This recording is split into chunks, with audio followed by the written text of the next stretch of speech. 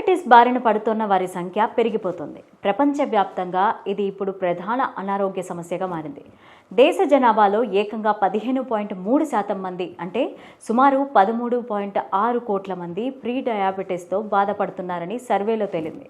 అయితే చాలా మందికి అసలు ఈ విషయం కూడా తెలియకపోవడం గమనించాలి. అయితే డయాబెటీస్ అదుపులో ఉంచుకోవాలంటే తీసుకునే ఆహారంతో పాటు జీవనశైలిలో కూడా కొన్ని మార్పులు చేసుకోవాలని నిపుణులు చెబుతున్నారు. ప్రీ డయాబెటీస్ను అదుపు చేయడంలో పిస్తా బాగా ఉపయోగపడుతుందని నిపుణులు చెబుతున్నారు.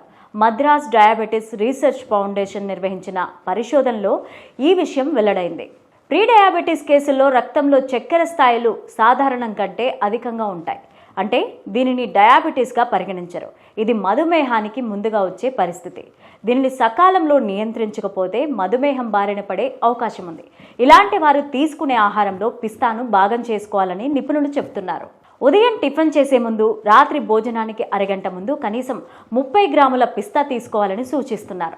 ఇలా చేస్తే ప్రీ డయాబెటీస్ సులభంగా అదుపులో ఉంటుందని మద్రాస్ డయాబెటీస్ రీసెర్చ్ ఫౌండేషన్ పరిశోధనలో తేలింది. ఈ పరిశోధనలో భాగంగా 12 వారాల క్లినికల్ ట్రయల్స్ను నిర్వహించారు. ఉదయం, రాత్రి పిస్తాను తీసుకోవడం వల్ల ప్రీ డయాబెటీస్ వ్యక్తుల్లో షుగర్ లెవెల్స్ తగ్గినట్లు గుర్తించారు.